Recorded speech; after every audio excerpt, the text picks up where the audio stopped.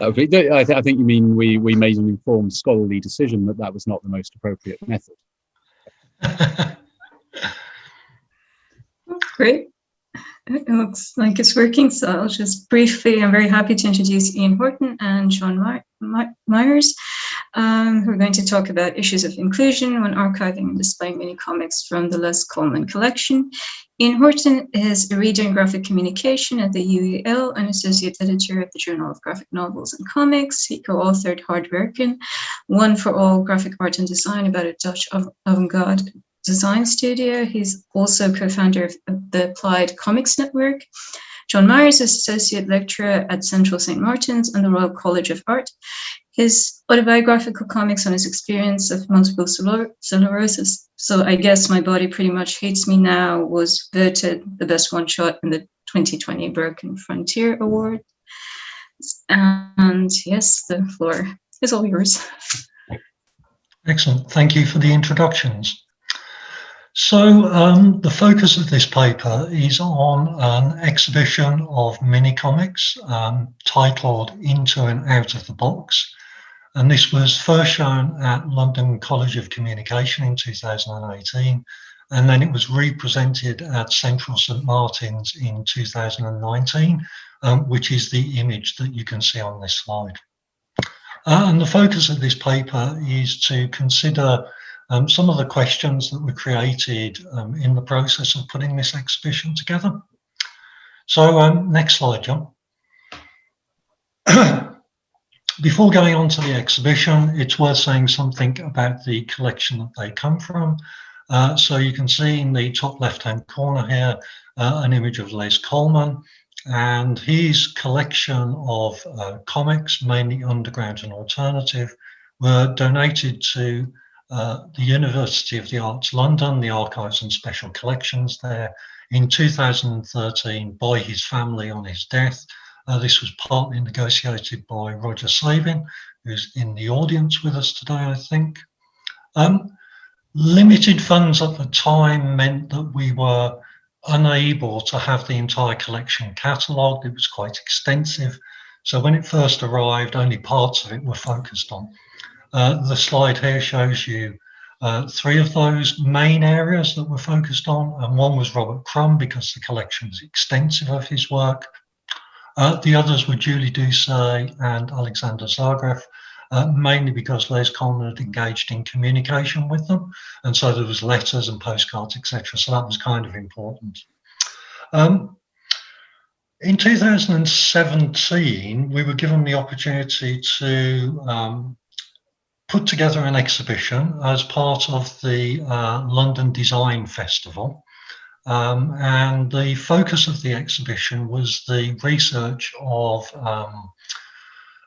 staff and students in the design school at London College of Communication.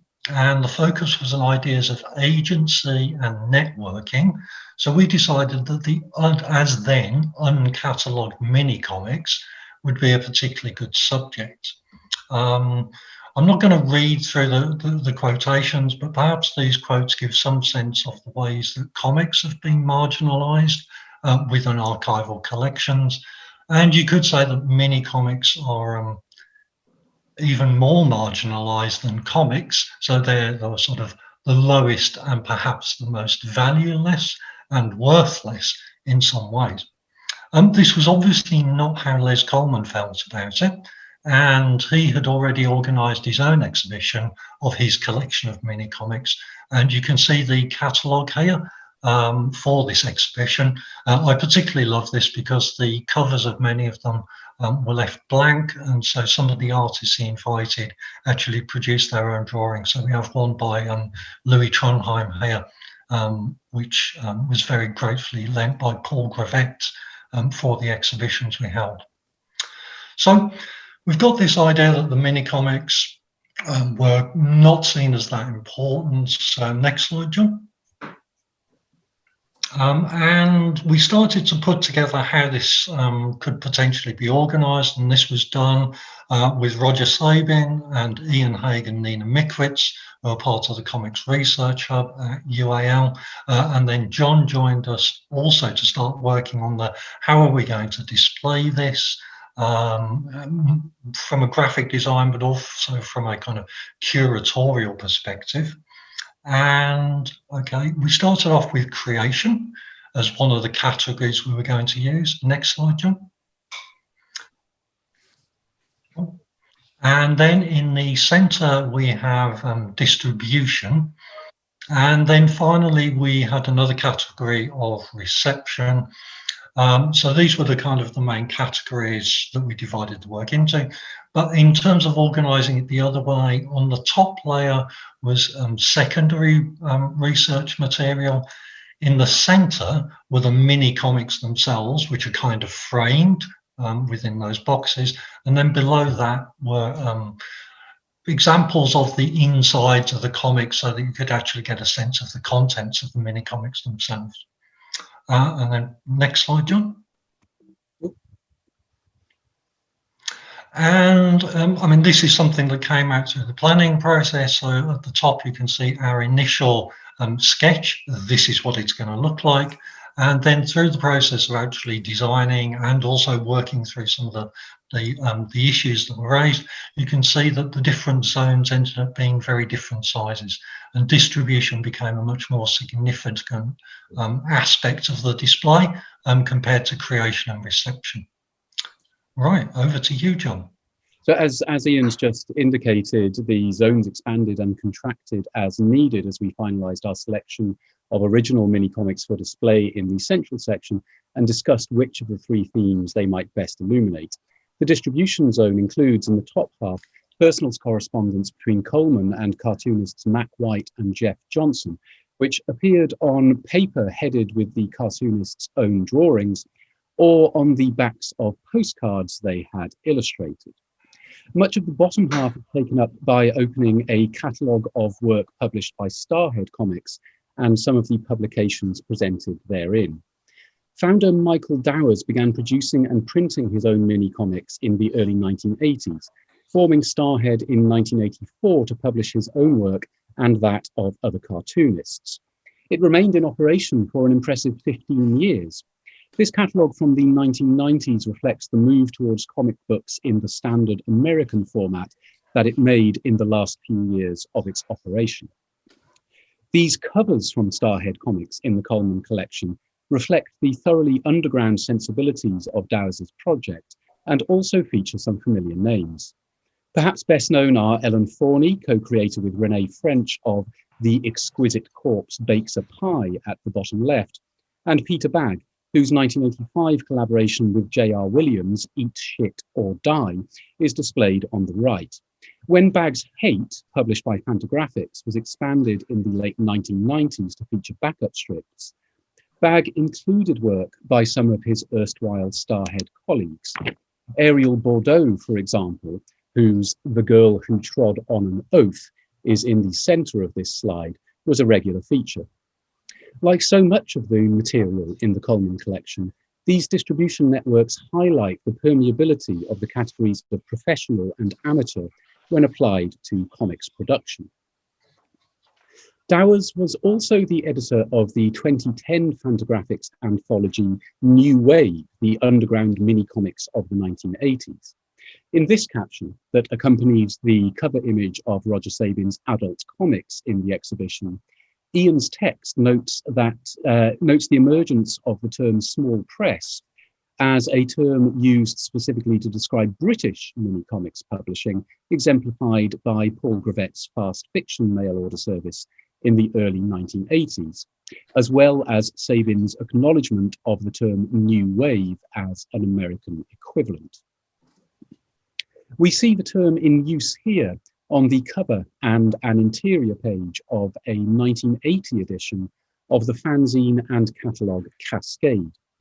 The column by Bruce Sweeney on the left side of the interior page characterises this mode of production as one that challenges its readers to follow comics into ever broader thematic territory, asking, quote, whether the readership can keep evolving along with the undergrounds, end quote, and making a distinction between the then contemporary new wave comics and the stereotype of a focus on sex and violence that earlier generations of underground cartoonists may have helped to foster.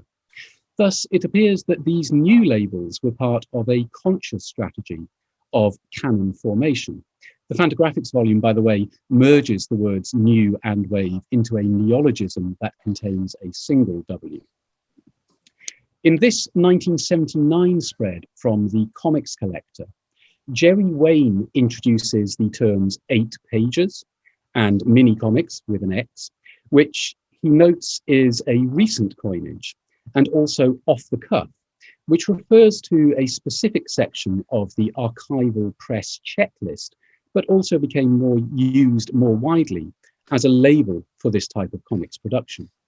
Wayne notes that such comics, quote, still aren't given the legitimacy accorded to regular underground comics, end quote, revealing nested hierarchies of legitimation that would likely have been invisible or irrelevant to readers of newsstand or direct market comics. And so to conclude and perhaps to offer some prompts for discussion and questions on this slide, which I think we'll leave up, we've just summarized 3 of the key points that we raised in the abstract that sort of direct our work on the exhibition towards these questions of categorization, inclusion, canon formation, and legitimation. And I think, as Ian said earlier, when showing a couple of quotes, we probably don't need to read these out, but perhaps, yeah, as I say, perhaps they can serve as prompts. And at the bottom is a shortened link that will allow you to browse the holdings in the mini comic section of the archive. Thank you. Thank you very much. As usual, if you want to ask a question, just open your mic or write in the chat as you wish. I was just wondering, because, well, these aren't really very old, but could you actually make them available for the public to flip through, or did you just sort of leave them on the wall, as happens very often, and just leave bits on the wall? I think, Ian, I think this gives us a chance to use one of our bonus slides, doesn't it? Yes, use the bonus slide. Shall I flip forward? Where are we? That one, or that one, perhaps? This one's perfect, yeah. So, yeah, I mean, the main body of the exhibition, you couldn't actually touch the comics because they were behind double layers of Melamex that was then screwed to the wall. But because this was obviously a bit of a problem and denied materiality, in this section, there are facsimiles, which John amazingly put together, of 6 of the different mini comics, including a Mark Bayer one and a Tom Gould one, that then members of the public were allowed to look at the facsimiles, and then they could write their own archival captions, which you can see below. So you've got like a layer, there are the mini comics in the bag that you could look at, with all the facsimiles, and then there were the entries from the archive below that, as written by the archivist who was doing the work as we were putting the exhibition together. And then below that are entries that were written by the public in response to reading the mini comics and then creating their own archival entry. And there's John's comic as well. Do you want to say something about your comic? Well, I don't know. I don't know if there's very much to say about so that's the 4-panel thing at the bottom right, which was just basically a guide to what we were inviting people to do in this particular section. And I suppose that it's I always like to shoehorn in an opportunity to scrawl out some comics and have them be used in a scholarly context. But I think that I mean, this was actually a significant section of the exhibition, although as you might infer from the opening slide, we weren't able to do this in its Central St. Martin's edition because that was all encased behind glass, so we put things back into the box there. I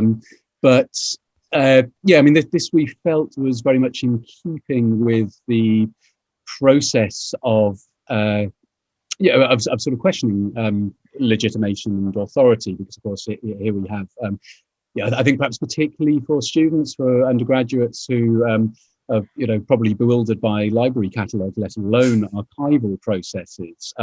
These comments come with this weight of professional authority and seem to some extent set in stone. So actually saying to them, well, here's a piece of paper in exactly the same format, and please write your response to these comments, these comics. And we did have some really interesting interactions with, you can see Electric Comics towards the right-hand side there, which is actually a Russian mini comic. And I think that one of my favorite interactions around the whole of this display was with a Russian student who was herself a big fan of underground comics, but was simply unaware that there had been an underground comics in Russia in the 1990s.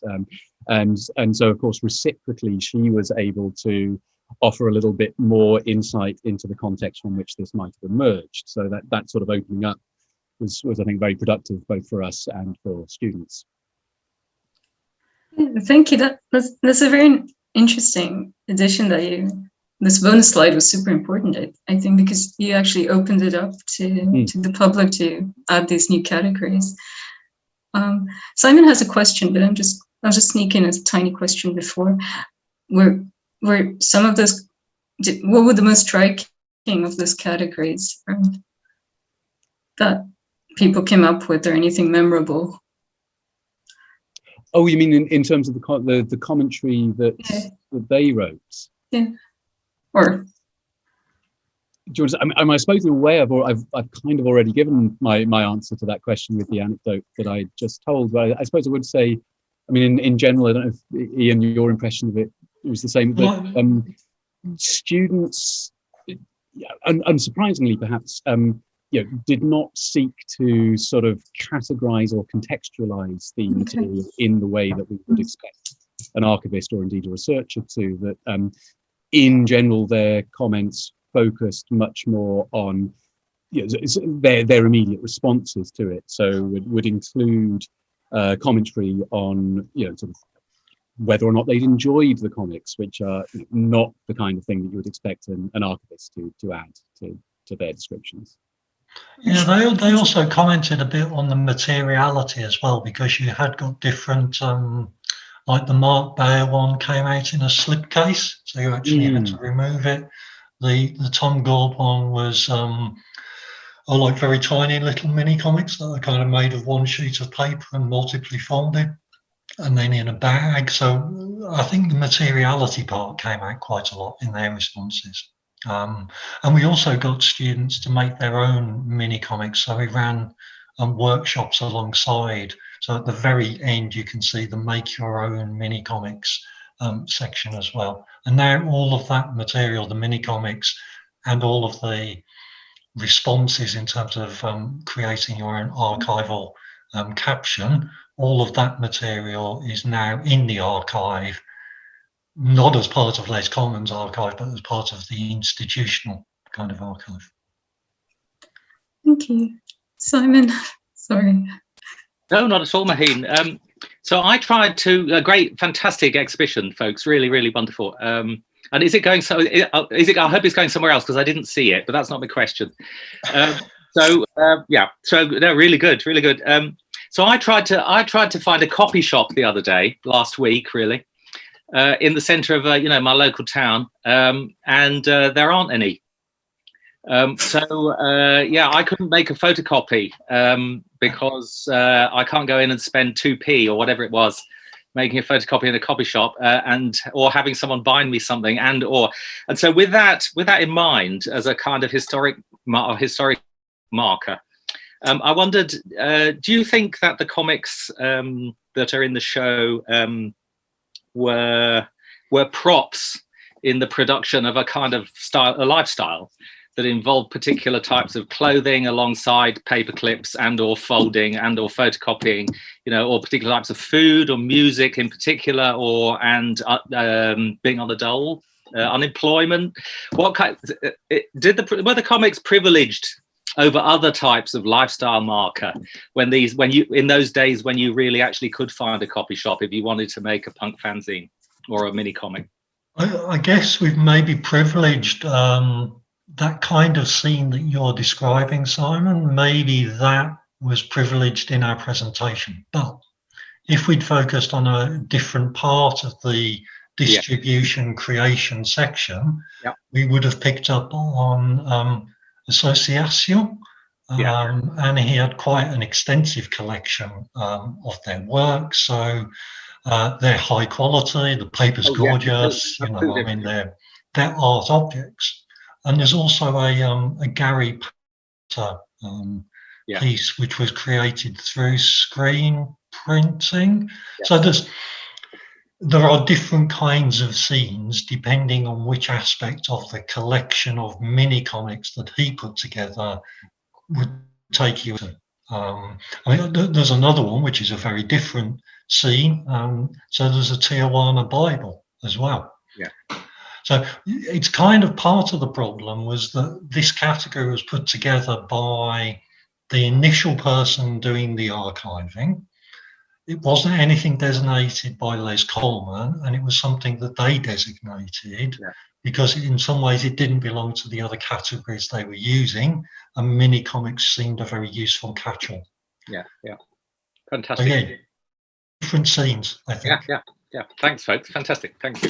I mean, I was just going to add to then, in terms of the specifics of production. I mean, I think that focus on scenes and perhaps that focus on sort of the business of being a comics fan or being a comics producer or an interlocutor with comics producers. Sort of seeing that as the thing that defines mini comics as a sphere of productivity rather than any specific type of object. I suppose that is one of the things that we wanted to bring out in this presentation. For example, why we highlighted the presence of catalogues.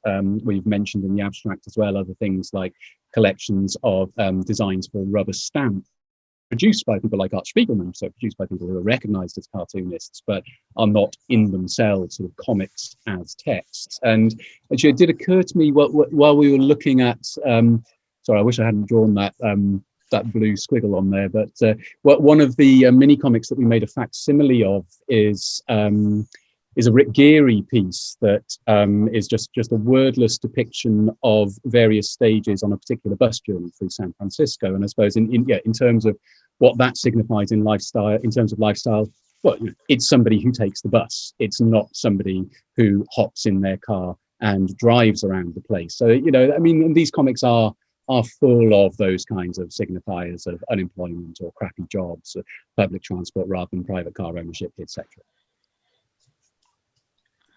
I can see there's a question in the chat. Was Les Coleman involved in the punk movement? I don't think so. Roger actually knew him and he's in the audience, so maybe he can type a response to that as well.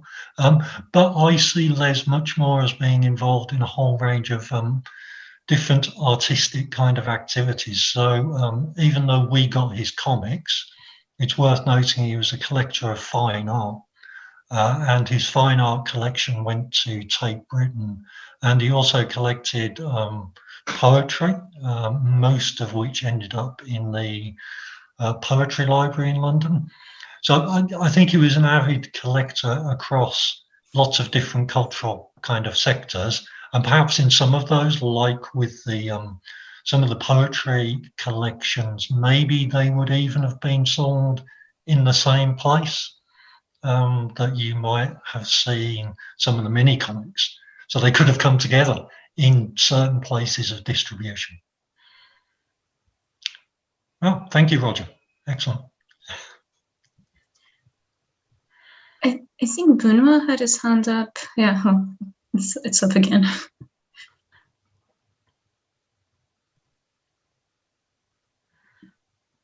So yeah, I definitely agree with what Roger's just put in the chat. I mean, he was definitely a natural outsider.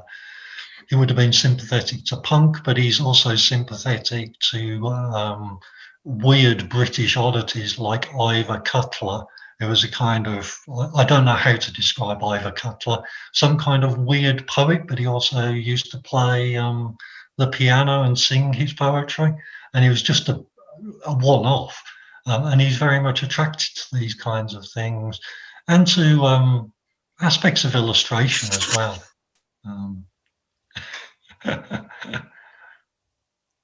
So yeah, I mean, I think there's another part of maybe what we could do with looking at Les Coleman is almost to reunite those archives as well, because at the moment they're seen as discrete. So that's a bit of a shame that it doesn't see the elements that might cross over from comics to fine art to poetry, and those could then create different kinds of categories from the ones that we've been using. I mean, actually, that's really. I noticed I've only just figured out how to view the chat while screen sharing. And Annabelle has added a comment about Coleman's involvement with Marcel Marion Publishing, who was the first to publish Debord. And I mean, actually, that when we look at it in that way, that is really interesting. And I think it's, some of the text pieces that we highlighted towards the end of presentation sort of placed the kind of comics we're talking about right now as like sub-underground. And sort of, you've got the underground, which is delegitimized, and then you've got this delegitimized sphere within the underground, which is mini comics. But looking at it sort of within the frame of Coleman's kind of locus of activity, then actually this sort of leapfrogs all of that and suddenly makes these links to these much more legitimate and recognized forms of thinking and cultural production. I can say one thing. Do you agree if you read the great Marcus Secret History of the 20th Century, when you make links between Dada, the situationists like Guy Debord and Annabelle is talking about, and then the punk movement, because when I just can see through what you show, but there are a few punk keystones like Gary Planter or even L'Association, where Jean-Christophe Menu is very much says that punk was very important for him. Yeah, absolutely. Are you referring to Lipstick Traces? Yeah, absolutely. I missed the title. Sorry. Thank you for making my mistake. I'm pretty sure that in the collection as well of mini comics, and maybe in the main run of the Les Coleman collection, there's work by Savage Messiah that definitely who's a more contemporary producer of zines more than comics, perhaps. And that brings together a lot of these things. There's a lot of détournement. There's a lot of kind of a psychogeographic approach going on in those comics, which would definitely appeal to those aspects of his kind of sensibility. Can I ask one small question? It's changing a bit the topic, but I wanted to go back to this exhibition setting that you are still sharing with reproducing facsimile. There was the same choice was made for a small press exhibition in Brussels, I think 2 years ago at Culture Maison, for an exhibition that was called Lire la Small Presse, and which was an exhibition of indie American comics, where they also they were exhibiting original pages sent from the US and collected, and also like in window display, they also had the actual fanzines, but so that people could manipulate them, they also made these facsimiles. And that kind of made me think of fanzines often have these, in a way, easily reproducible format because they use the standard photocopy format of the A5 that can be folded. So there's this funny tension as between the fanzine being something that has to be collected, that is perhaps difficult to collect because it's fragile in a way, and it's also it's full of inscriptions, postcards, dedications that make them singular objects that are interesting as like unique objects rather than mass reproduced. But at the same time, there are also reproducible objects that are very easily to duplicate today. So they have this. I find this an interesting tension between something that is closer to art or like closer to this unique object, and then something that is easy to reproduce. And I find it interesting the use of the facsimile as also an extension of zine culture and as part of kind of zine culture. It was more a comment than question. But yeah, I thought the reference was maybe useful for you. Yeah, absolutely. And I think, I mean, John is probably better placed to talk about this, but the creating the facsimiles, I think some were much easier to recreate than others. So the Mark Bale one, I think, was quite a difficult job in trying to get the colour, the balance. It's an unusual way of actually having a slip cover, whereas the Tom Gould was pretty easy. And I think maybe the Fleener one was quite easy. Though John will probably say that they are all quite difficult to do. So yeah, I mean, that revealed another part of the process. By doing that, it makes you think about them in a slightly different way, which I think is interesting. It's a bit more like experimental kind of archaeology type approach. In terms of ease of production, and this perhaps connects to you know, the way that small press works nowadays, where of course professional printing is you know, is so much more accessible. I mean, you know, I've been involved in small press comics for long enough to remember when you'd go to a comic and zine fair and be like, oh wow, you've got color covers, and like nowadays it's like, you know, whatever, you can just do your first comic in full color, and it doesn't cost much more than doing it black and white. But I mean, with those, I mean, I'd say basically the easiest ones to do were, well, most of them were fairly easy because they just involved supplying a bunch of files to the print studios at LCC, and you know, I had to do some stapling. They've got very good staplers. So yeah, certainly building the Mark Bayer slipcase, but actually in that sense, like the Tom Gould ones, because I actually had to build the envelope and I actually had to manually make some cuts in the paper. You know, sort of they were actually in some ways more difficult, or at least had a more involved method of production than something like Skin Boy on the left, because that really was just send off the files. Benoit, what your comments just then about sort of reproduction and originals and things like that, it reminded me of some comments that John Fiske has made about how cultural capital accrues to objects in you know, in dominant and subordinate culture, and the idea that basically in sort of subordinate cultures, cultural capital accrues to objects through quantity rather than through the existence of, you know, the unique, rarefied, valuable object. And actually sort of we can perhaps see the kinds of production, or you know, the letters between Matt White and Coleman as sort of fitting both of these. And it's almost like, well, actually, if the mini comics want to be regarded as sort of valuable in perhaps a traditional sort of fan space, it's like, well, that doesn't really work because there's not enough of them. Basically, they're just, you know, whereas actually, so in that sense, perhaps they might be able to make a greater claim to sort of accruing cultural capital along that kind of dominant culture line of being a unique and valuable object in themselves. So, and of course, the fact that we are discussing them in a conference where we're kind of lathering the cultural capital onto them as we speak, and so accelerating that process, possibly. One thing, last thing that I would say, but that drew my mind is also that in zine culture, it's very rare to reprint a zine. So, I mean, not very rare, but as far as I know, it's quite uncommon. Although it's quite easy. There's this thing that I do one print run and then I will not, like sometimes they do it again if it's really like a hard demand or something. But there's also this maybe more present in the contemporary zine culture to have the a small run and that outruns, and then also in the spirit of it's been once available, and once the print run is sold out, that they will not put it again, because then it's a thing to grab on. Absolutely, and it's a more powerful signifier of your sort of community membership if you own one. Mm-hmm.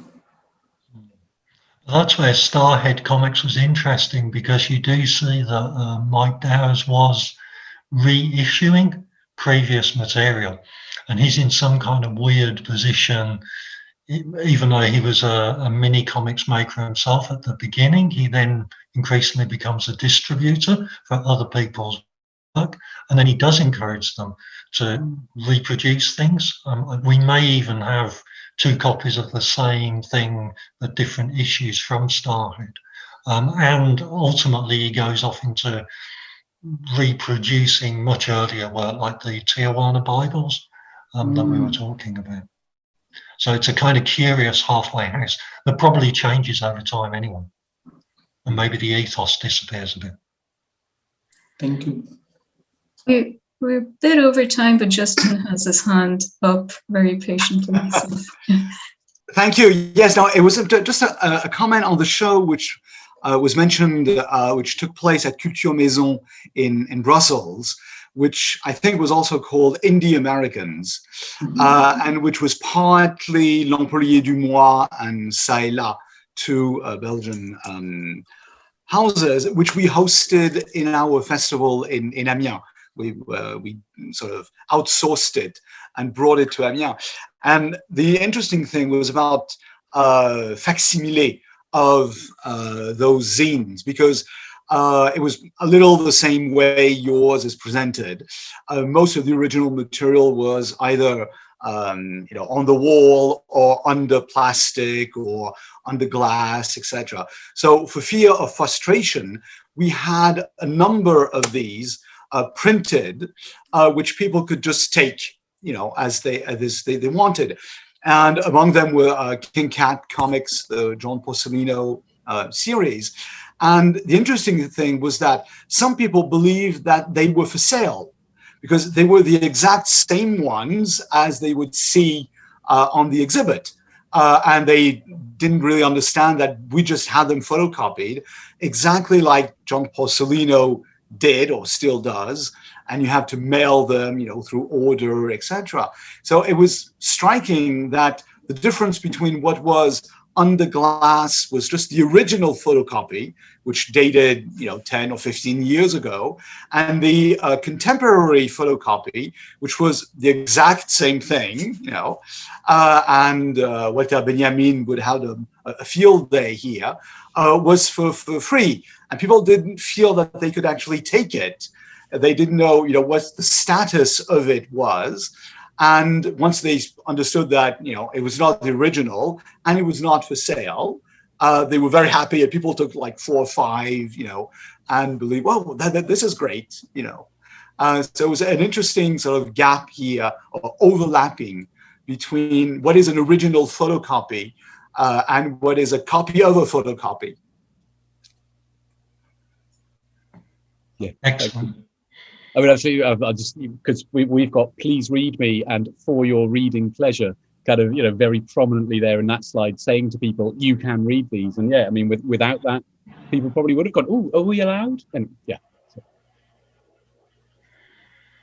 So. Thank you very much, everyone. This was a very exciting set of talks, but I think we're in for a break now of around 20 minutes before starting again. So we meet, so we meet at 4. Thanks again. Thanks for listening. Thanks for the